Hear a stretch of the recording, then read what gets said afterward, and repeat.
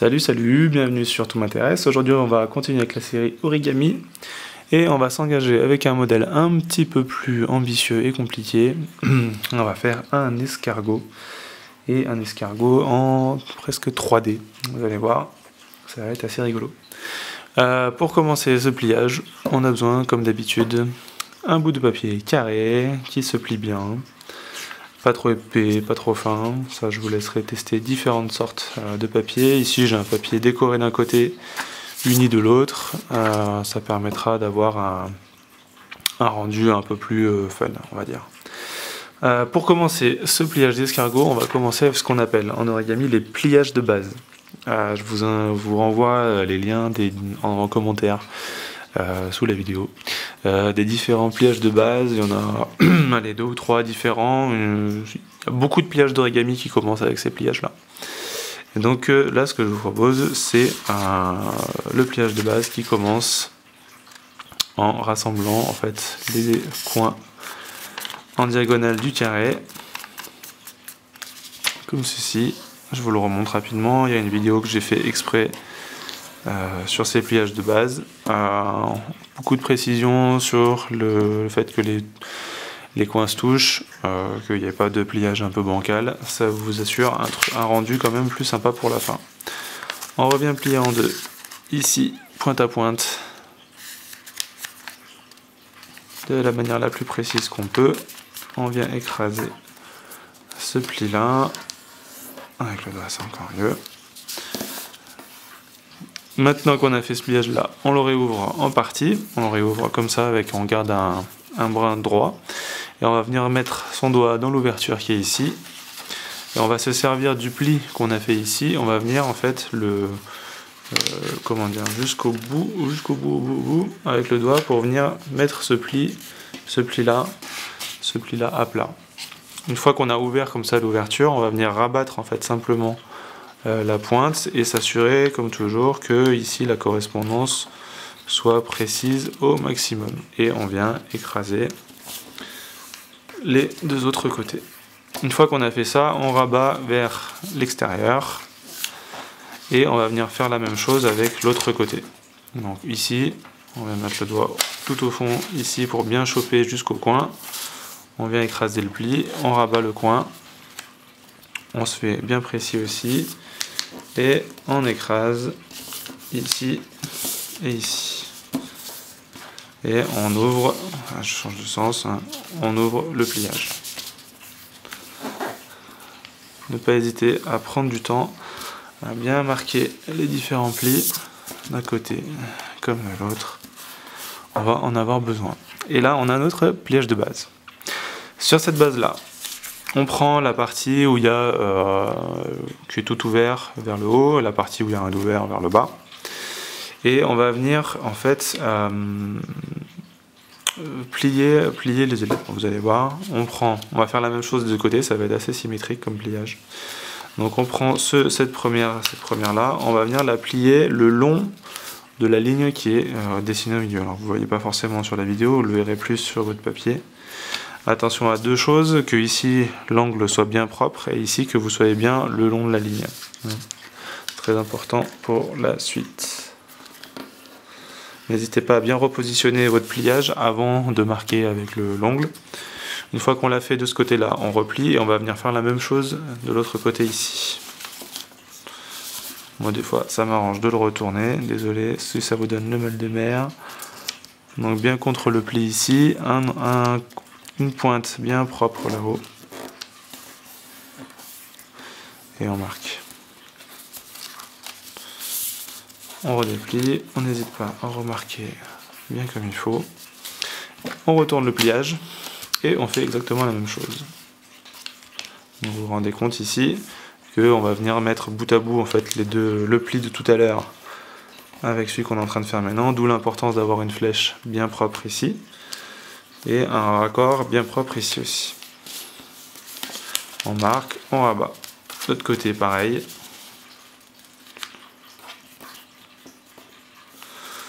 On marque, on rabat. On n'hésite pas à faire une repasse avec le dos de l'ongle, avec une règle en plastique, avec ce que vous voulez, d'un côté comme de l'autre. On prend le temps de le faire. Maintenant qu'on a plié cette partie-là, et ben c'est très simple, on va tout défaire. On va tout défaire, on va juste déplier en fait ces rabats qu'on vient de faire. Pourquoi? Parce qu'on va s'en servir comme trait de marquage pour la suite. Donc on retrouve ce qu'on avait tout à l'heure, c'est-à-dire la partie ouverte là-haut, la partie qui n'est pas ouverte en bas, et des traits supplémentaires qu'on a ici. Je vous propose pour la suite, pour que ce soit plus visible, de retourner à 180 degrés ici. Et en fait, ce qu'on va venir faire, c'est prendre chaque aile ici, et faire un petit peu comme tout à l'heure dans le pliage de base, c'est-à-dire on va venir mettre notre doigt à l'intérieur, et venir ouvrir un petit peu ce pliage-là. Et à l'aide des traces qu'on a fait tout à l'heure, on va venir bien reposer, en gardant bien les milieux, bien au milieu ici, et aplatir ce truc-là. Une fois qu'on l'a fait, on le rabat vers l'extérieur. Ça souffle bien dehors ici. Et on vient faire pareil avec ce deuxième rabat ici. On ouvre au milieu, on rabat et on ramène vers l'extérieur. Une fois qu'on l'a fait de ce côté-là, on retourne le pliage et on fait exactement la même chose. Je commence toujours par celui de droite, question d'habitude. On vient venir ouvrir ici, aplatir ici, rabattu vers l'extérieur, et celui-là, pareil. Oula, oula, oula, oula. On vient par là. C'est simple de faire les pliages avec la caméra juste au milieu. Hop, hop. Et à nouveau sur l'extérieur. On prend le temps de marquer les choses. On va en avoir beaucoup besoin sur celui-là. C'est un niveau quand même un peu plus intermédiaire en termes d'origami. Hop, hop, petit changement de batterie. Donc, on reprend ce pliage en forme de cornet de glace.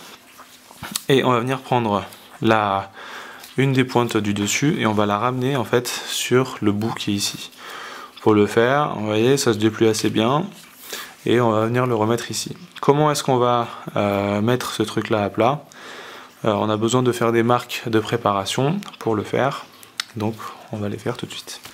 Comment les faire? On va reprendre un petit peu toujours la même idée, ce qui est qu'on prend la première ailette ici, on la déplie et on va venir plier le rabat en essayant de bien garder le long de la ligne et d'avoir une flèche bien propre.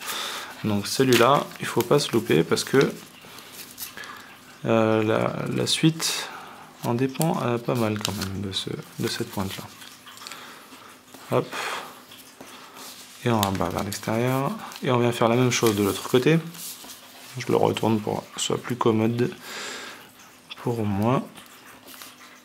Bien sur la ligne du milieu, bien la pointe bien propre. On écrase. Et on rabat vers l'extérieur. Une fois qu'on a marqué ces deux plis, hein, l'idée c'était juste de les marquer, on les défait. Hop. Et on revient faire notre pliage ici, là, de pointe vers l'extérieur. Vous voyez que cette fois-ci, en fait, les deux plis qu'on a marqués là, ils viennent presque naturellement en fait se remettre en place. Et ça va nous aider pour en fait fermer un petit peu cette partie-là, en gardant bien la pointe sur la pointe et en venant écraser. Alors là, c'est là qu'il faut y aller quand même assez gentiment.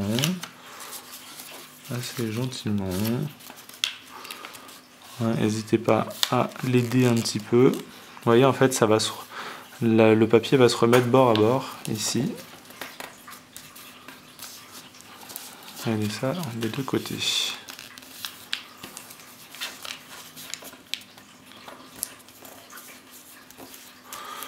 Voilà, on a bien écrasé. Hein, donc on a fait ce rabat en repliant. Maintenant qu'on a fait ça, on va remonter la chose, mais on va pas remonter en défaisant ce qu'on a fait. On va garder ces deux rabats ici. On va juste remonter l'ensemble comme ceci. Donc, vous voyez, on obtient une forme légèrement différente. Et maintenant qu'on a fait ça, on se complique bien la vie, on va redescendre la pointe, mais pas cette fois-ci, pas jusqu'au bout, on va remonter un petit peu. Donc là, c'est un petit peu à vous de voir à quel point vous voulez remonter. Moi, je laisse aller un petit centimètre, qui est ici. Hein, on fait attention de bien garder le long du pli ici pour être bien au milieu. Et en fait là, ce qu'on obtient, c'est, alors après on va la travailler encore un petit peu, mais ce qu'on vient d'obtenir, c'est la queue de l'escargot qui va être en dessous ici. Qui va être comme ça. On va la retravailler un petit peu pour la rendre un peu plus fine, mais c'est quand même un petit peu l'idée. Maintenant qu'on a la partie de la queue, on va travailler les antennes et la tête de notre escargot. Pour ce faire, je replie la queue sur l'extérieur, ici. Et là, il y a un dépliage qu'on va faire un certain nombre de fois. Ce pliage-là, il consiste en fait à plier ce volet-là. Cette fois-ci, non pas directement sur le pli du milieu comme on a pu faire avant, mais on va le faire en plusieurs fois. Donc l'idée, c'est de le faire en 3 fois. Donc là, il faut vous entraîner à avoir un premier pli, un deuxième pli, et un troisième pli. Et le troisième, par contre, lui, doit retomber impérativement sur le pli central de notre pliage.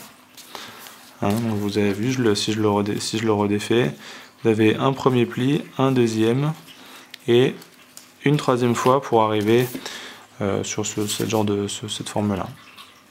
C'est pas évident, il va falloir le refaire plusieurs fois avant de bien marquer le pli pour avoir un truc à peu près joli et surtout avec une pointe qui soit pas trop mal. De toute façon, vous pouvez vous entraîner parce que ce pliage-là, on va le faire 6 fois de mémoire, donc du coup, vous avez de quoi voir. Une fois qu'on l'a fait là, on replie ce côté-là, on ouvre et ici, pareil, on va faire à nouveau 3 fois ce pliage en 3 fois. Enfin 2 fois, plutôt, pardon, ce pliage en 3 fois. Une première ici, premier pli, deuxième pli, et le troisième pli, lui, vous venez bien vous coller sur la ligne de symétrie. En face, pareil.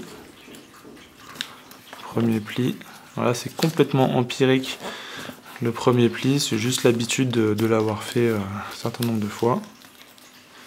Ce qui est important surtout, c'est que le dernier soit joli. Donc une fois qu'on l'a fait voilà, des deux côtés, on va venir bien en gardant les choses qui ne se déroulent pas. On revient en arrière, on revient encore en arrière, on retrouve la queue de l'escargot, qu'on replie de l'autre côté. Et on est reparti pour faire la même chose ici. Un pli, 2 plis et 3 plis. On continue à dérouler, on ouvre ici et ça va être les 2 derniers qu'on va faire. Un pli, désolé si je fais bouger la cam en plus. 2 plis. 3 plis. Pareil en face. Un pli. 2 plis. Et 3 plis. On tient bien le tout ensemble, on revient faire en arrière, on revient encore en arrière et on revient sur notre queue d'escargot. On voit que la partie en haut là c'est bien affiné et en fait quand on regarde un petit peu en détail ce qu'on a, on a ici 2 éléments on va dire indépendants et ici un élément qui est lui par contre d'un seul tenant. Et en fait on va se servir de ça pour faire les antennes de l'escargot. Alors comment faire les antennes de l'escargot? Vous allez prendre les deux, ça en fait ça va être ça les antennes, vous allez les plier vers l'extérieur. Donc là à nouveau il n'y a pas d'indication hyper précise, c'est un petit peu comme vous le sentez quoi. On plie les deux de chaque côté, essayez d'avoir quelque chose de symétrique hein, quand même, ça sera la seule indication que je pourrais vous donner. Et pour venir fermer ce pliage, on prend la pointe du dessus, on la rabat dessous. Et en fait, si on regarde dans l'autre sens, on s'aperçoit qu'on commence à obtenir voilà, quelque chose comme ça, avec deux petites antennes d'escargot. J'ai pas pris de stylo avec moi, l'idée c'est en fait de venir verrouiller alors je sais pas si je me rapproche, ça va être flou. On va essayer de mettre ça, voilà, plus net. Une fois qu'on a fait ce pliage là, ce qui est bien, c'est de prendre la pointe d'un stylo et de venir rabattre en fait cette pointe en dessous des antennes ici. C'est plus facile avec un stylo pour vous aider, pour venir un petit peu verrouiller la chose. Moi je le ferai tout à l'heure dans les finitions du pliage. On a presque terminé. Si on regarde un petit peu ce qu'on a par dessous, donc on a notre tête d'escargot avec ses... Je vais remettre le focus là-bas, voilà. J'en ai l'escargot avec ses antennes qui sont devant. On a travaillé aussi la queue de l'escargot qui est dessous. Et il nous reste le plus rigolo, ça va être la carapace. La carapace, comment on va la faire? C'est là, c'est le petit côté magique. Moi, quand je le fais, des fois avec des enfants, alors pas trop petits les enfants, parce que là, il est un petit peu compliqué quand même. Mais c'est le petit effet un petit peu rigolo. Vous venez en fait prendre l'ensemble, sauf la queue de l'escargot là, et vous repliez ça vers la tête. On essaye de bien marquer toujours ces plis. Avant de faire ce qu'on va faire, la mise en 3D, on va l'appeler comme ça, de la coque de l'escargot, qui va être là, on va venir affiner la queue de l'escargot. Comment est-ce qu'on va faire ça? Alors c'est un petit peu technique. En fait, on va venir replier dans sa queue qui est ici là. On va venir replier comme si on faisait un pliage d'avion, je ne sais quoi. On va venir replier le long du pli symétrique ici là. Et vous voyez, pour finir en fait, pour avoir quelque chose de propre ici, je vais pareil là, peut-être je vais le rezoomer un petit peu plus près. On a la macro, on va en profiter. Donc, vous voyez là ici, j'ai remis le long du pli central. Et pour avoir quelque chose de propre ici, en fait, on va venir écraser ce petit triangle là qui se crée assez naturellement. On fait exactement la même chose de l'autre côté, c'est-à-dire que je replie vers le milieu. Voilà. Et on vient de manière assez symétrique, si possible, écraser ce petit triangle. Qu'est-ce qu'on a fait, hein? On a continué à travailler la queue de l'escargot, mais on l'a un petit peu affiné par rapport à tout à l'heure où elle était un peu plus large. Une fois qu'on a fait ça, on a ces deux petits bouts là qui sont un petit peu disgracieux, qu'on va venir replier vers l'arrière en suivant en fait ce bord là. Donc rien d'extraordinaire là sur ce coup là. On fait ça des deux côtés.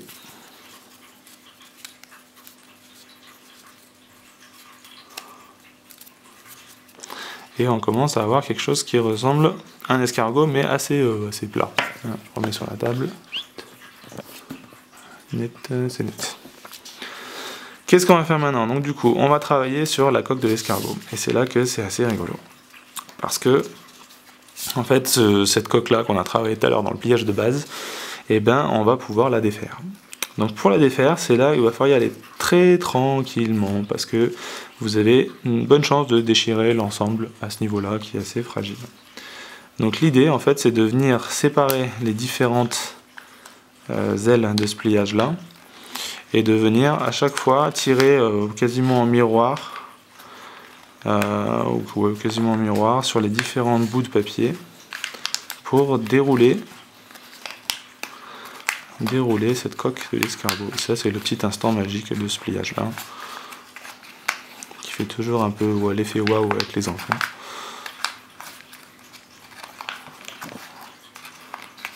Donc vous allez tranquillement, on se presse pas.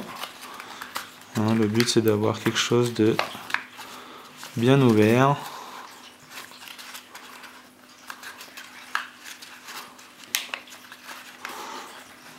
Et vous pouvez le travailler un petit peu plusieurs fois.